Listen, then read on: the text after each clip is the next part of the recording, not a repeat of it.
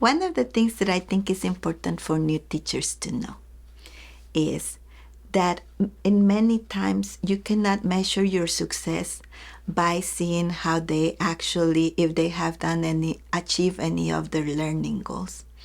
I think one of the key elements about being able to feel satisfied with the teaching work that you're doing is fulfilling these three goals. Did the child feel like I saw them? Did the child feel like he was unique? Did the child feel like he was unconditionally accepted and he feels hopeful? If you had been able to reach those three goals, you did what you needed to do that day. And I think for new teachers, sometimes there is so many pressures about lesson plans and measuring their success based on achieving the learning goals. Kids who have experienced trauma don't reach those goals in many cases, not because they're not having a good teaching or a good teacher, but because their brain is jungled up.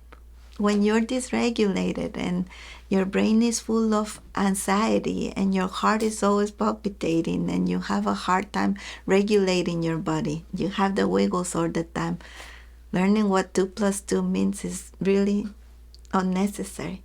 Being able to know that there was a grown-up today that saw me, even if it was for those 7 hours, that's the key to changing this child's life for the rest of their life. The teachers always ask me, is our work really effective? I mean, they come here the next day, they live here and they go into the environment when there is abuse, there is neglect, there is a lot of other issues that happen.